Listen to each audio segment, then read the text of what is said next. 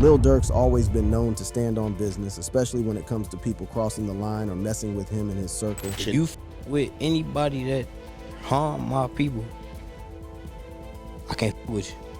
I'm not into it with you. Since his arrest on October 24, 2024 for that murder for hire case, the streets haven't stopped talking. Word is, Bricc Baby might be one of the people who snitched on Durk. And honestly, they might be right, because Durk is coming for him in full force. So what really happened? Did Bricc Baby snitch? Let's get into it. The allegations.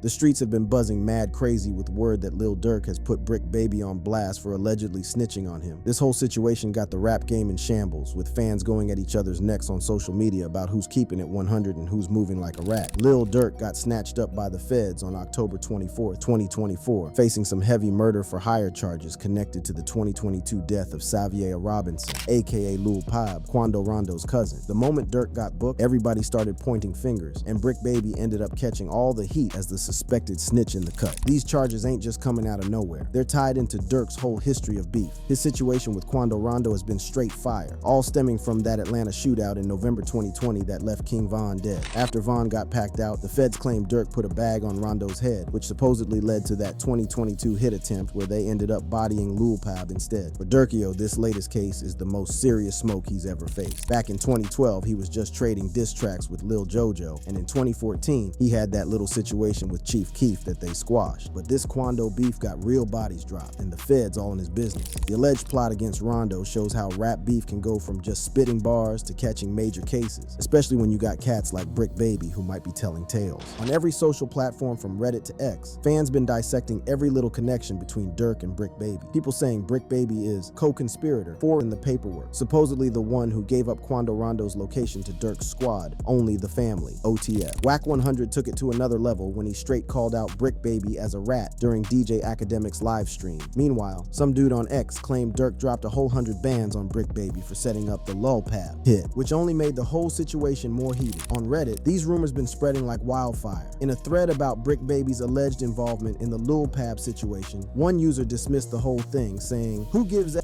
what AK thinks either they ain't do none important or progressive for the culture, they just live on the internet 24/7 and just speak on they haven't been through or know anything about." Another fan analyzed Brick's own bars, noting that Bricc Baby said in his song "A Quarter Ain't Enough," "You gon' need 100. I can see them paying 100K for Lil Pab," connecting his lyrics to the alleged payment. What makes this whole situation extra spicy is Durk's long history of beefing with other rappers in the drill scene. From early ops like Lil Jojo and Chief Keef to more recent smoke with NBA Youngboy and 6ix9ine, Durk has been in his fair share of rap battles. Most of these beefs got their roots in Chicago's gang politics, especially the tension between Black Disciples, Durk's OTF, and Gangster Disciples sets. The irony in all this is crazy thick. Durk's whole issue with 6ix9ine back in 2020 was mainly cause 6ix9ine was branded as a rat after snitching on his 9 Trey homies in 2019. Durk, like most in the culture, saw that as breaking street code. He even planned to drop music the same day as 6ix9ine's Tattletales album, just to try and crush his numbers. Now, Durk himself might be getting backdoored by someone from his own circle, showing how these street principles can get flipped real quick. But what sets the Bricc Baby situation apart from Durk's other beefs is that this ain't about direct opposition. It's about alleged betrayal from inside the camp. In street culture, that's the ultimate violation, which is why these accusations hit different. Bricc Baby ain't been quiet about all this. In a Vlad TV sit-down, he straight denied being co-conspirator 4, pointing out that he was locked up on November 6, 2020, when this person supposedly linked with Durk. He admitted that the feds ran down on his crib in 2023 and took his phone with messages between him and Durk, but swears that had nothing to do with snitching. Still, some of Bricc Baby's own statements been looking kinda sus.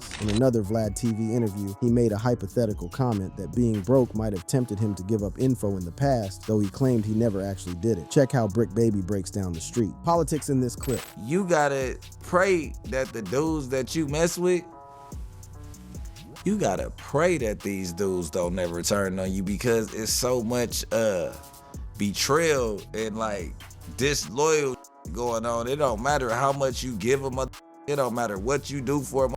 If they up against it, They damn near giving up everything they know. What makes this whole situation extra wild is that Durk and Bricc Baby used to be tight. They collabed on tracks like Chick for Yo Chick 2016 and Ring Ring 2015 with Kid Ink and Lil Reese. Someone even posted a pic on Reddit showing them in a California studio together in 2022, suggesting they were still rocking with each other not too long ago. This pattern of being cool one minute and beefing the next is kind of like what happened with Durk and Chief Keef. They started out as the faces of Chicago drill, but started beefing after Durk signed to Def Jam and Interscope in late 2012, while Keef was pushing his Glow Gang movement. Their beef came from street politics and perceived disloyalty, with Durk feeling Keef was switching sides by supporting West Coast rappers Tyga and The Game on their Chirac remix. Unlike the Bricc Baby situation though, Durk and Keef eventually squashed their beef in August 2014, showing that not all rap feuds gotta end in bloodshed or courtrooms. The current controversy got fans split down the middle, with some thinking Bricc Baby's a straight snitch and others believing he's just catching strays. One Reddit user didn't hold back, saying, "This is dry snitching as a mother," while another was heated that, "Why would you say that on a huge platform like No Jumper? Durk gotta cut this off. Can't shut their mouth anymore." This mess is also connected to the ongoing beef between Lil Durk and NBA YoungBoy. Their beef popped off around 2020 after King Von's death and has been one of Durk's biggest conflicts. They've dropped multiple diss tracks at each other, including YoungBoy's Bring the Hook and I Hate YoungBoy, plus Durk's Aha. In an interview, Durk addressed questions about how this beef even started. What's the issue with you and YoungBoy? Like, how did it start? Because there's a ton I'm gonna be honest with you. I really don't know. I don't know. Cause what you do? You've met him before. What did you do for me to be into it with you? Like the real thing. Diss songs back and forth. Cool. I think he's mad. I think there's two things that he thinks. This clip shows how these rap beefs often start from small misunderstandings and then blow up into serious situations. The connection between this YoungBoy tension and the Bricc Baby drama makes everything more complicated, since fans see all these beefs as part of the same storyline. Making matters worse, another OTF member, OTF Jam, has also been accused of working with the police, with multiple snitching allegations floating around Durk's case. Fans are trying to figure out who might be running their mouth to the feds.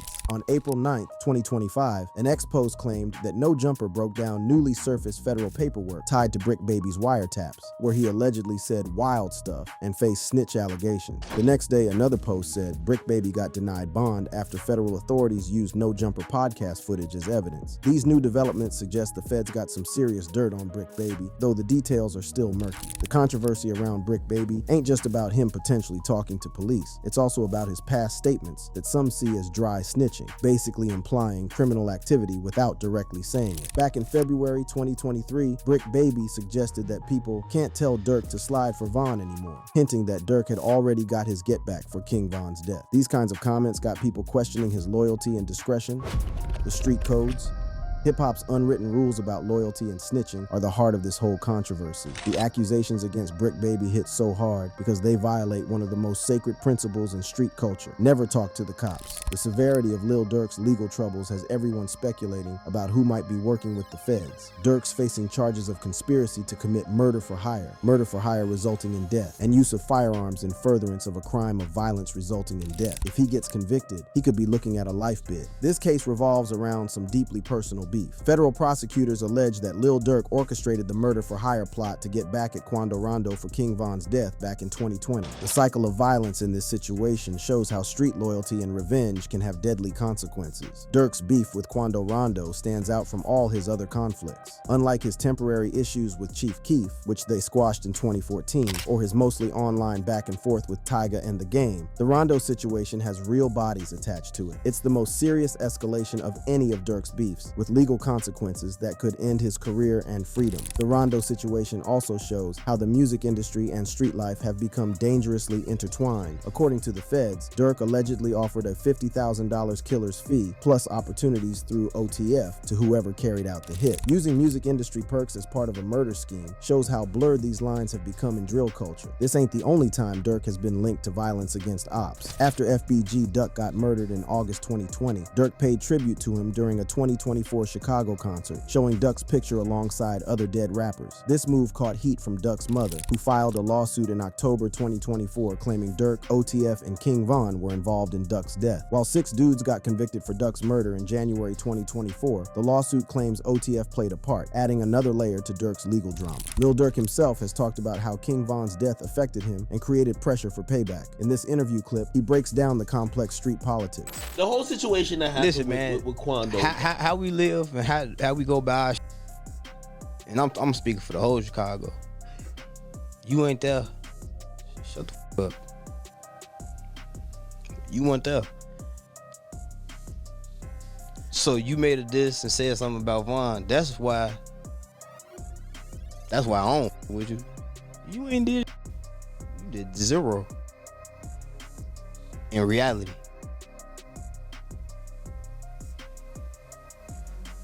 It just happened the way it happened. This clip shows how deeply personal these beefs become and how they create pressure from fans and peers to slide for your homies. The expectations on Durk to get back for Von might have pushed him toward the alleged murder plot, creating a situation where street loyalty and revenge got all mixed up. The whole concept of loyalty in drill music is complicated and often contradictory. While artists like Durk emphasize staying down for your squad, the reality is that many of these allegiances shift over time. Durk's early beef with Lil Jojo back in 2012 was fueled by gang politics between the Black Disciples, Durk's side, and Gangster Disciples, Jojo's side. When Jojo got killed in September 2012 while riding a bike in Chicago's Englewood area, it marked one of the first major deaths in drill's violent history, though Durk was never directly connected to the murder. Social media has become the main battleground where these accusations play out in real time. On X, fans have been analyzing every little detail. One user boldly claimed, "Bricc baby has went into hiding. Bet you won't see him on No Jumper no more." While another speculated, "Now I wouldn't be surprised if Bricc baby was the other co-conspirator they were speaking about in the paperwork." Bricc baby's viral No Jumper interview poured gasoline on the fire. After it spread across platforms, people immediately started asking, "Bricc baby snitched on Durk?" The speed at which these allegations spread shows how quickly reputations can be destroyed in today's connected world. On Reddit, fans have been picking apart Bricc baby's every word. In a discussion about Bricc baby saying Durk no longer needed to slide for Von after Lil Pop's death, one user angrily commented, "This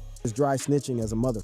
Another fan believed in Durk's involvement, stating, "IMO Durk paid for that hit, lol, all the signs were there." Bricc baby has tried to defend himself amid all the accusations.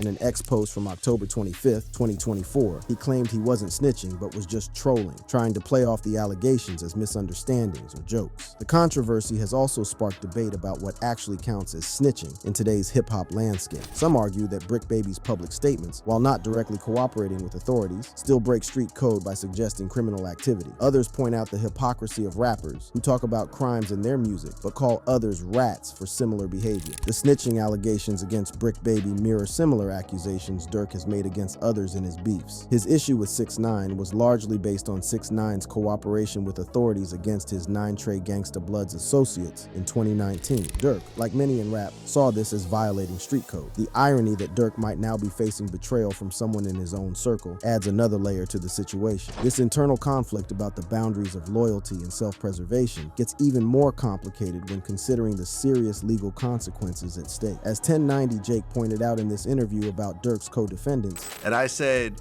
it completely depends on his co-defendants. If they testify against him, he's cooked. Yeah.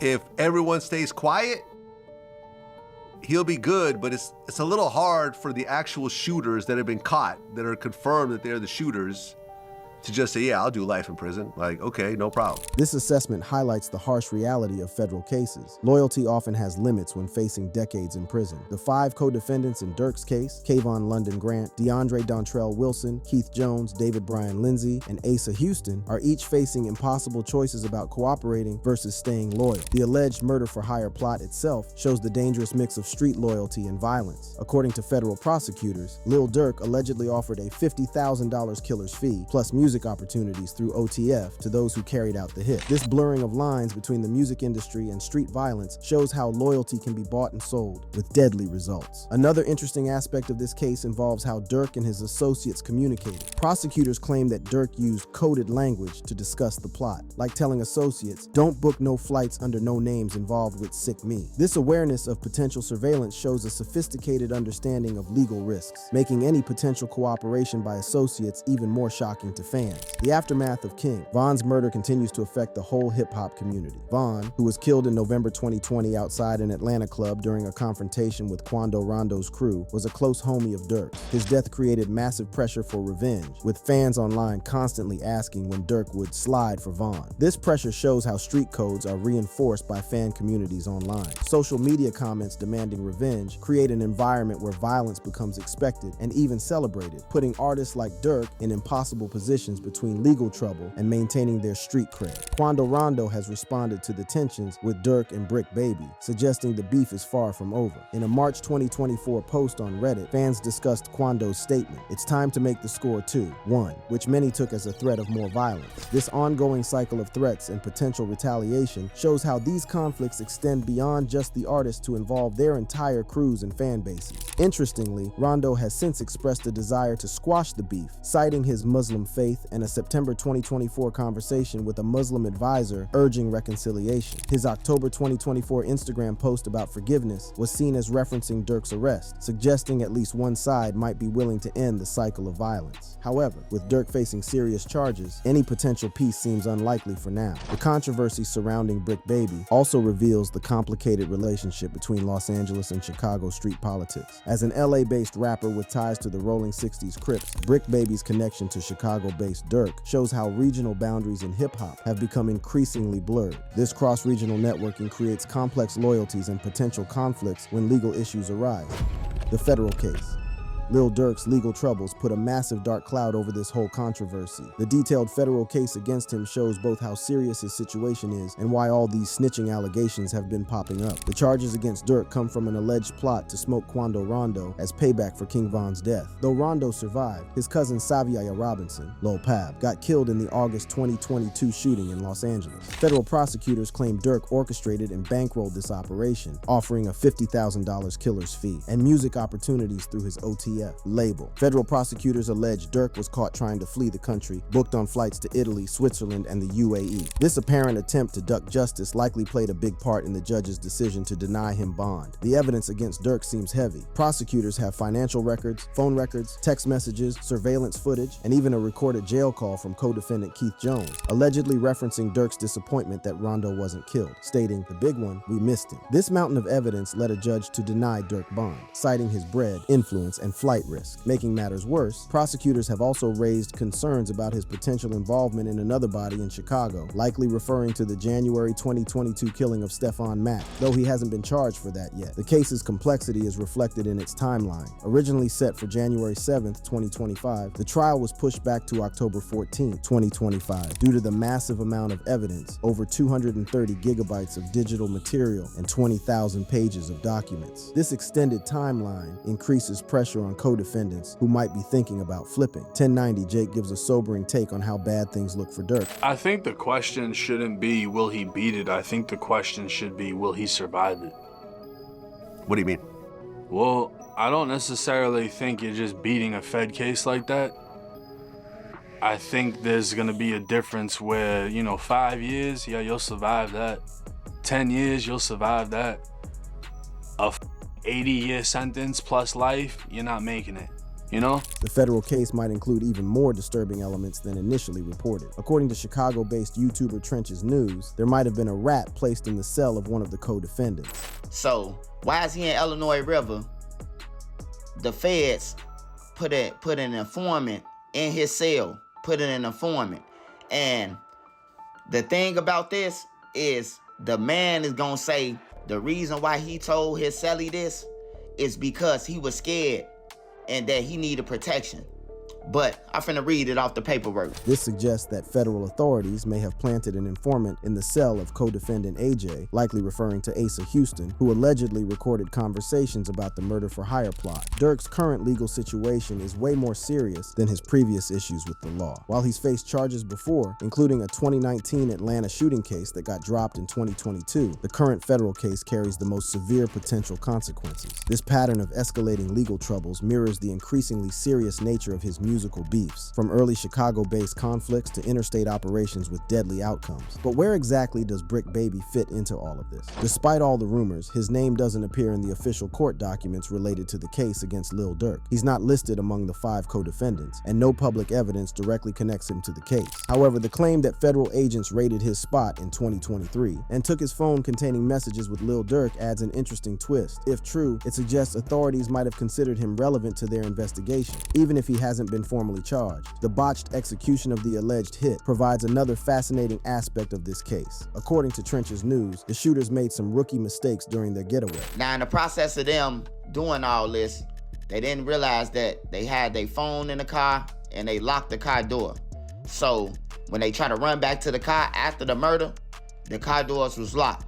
So what do you do when the car door is locked and you only got 30-40 seconds possibly before the police come? This mistake led to a phone being left behind, which the police recovered. This phone contained critical evidence, including calls and texts between the alleged shooters discussing payment from Durk. This type of amateur move highlights the messy reality of street violence, far from the calculated image often portrayed in rap lyrics. The Quando Rondo situation represents the deadliest of all Durk's beefs. While conflicts with artists like Lil Jojo, FBG Duck, and Chief Keef made noise in Chicago's drill scene, the death of Saviaya Robinson, Lil as collateral damage in the plot targeting Rondo marks a tragic escalation. Unlike some of Durk's previous beefs that ended with reconciliation, Chief Keef, or just faded away, Tyga the Game, the legal and human consequences of the Rondo beef could permanently destroy Durk's career and freedom. It's worth noting that Rondo has since expressed a desire to squash the beef, citing his Muslim faith and a September 2024 conversation with a Muslim advisor urging reconciliation. His October 2024 Instagram post about forgiveness was interpreted as referencing Durk's arrest, suggesting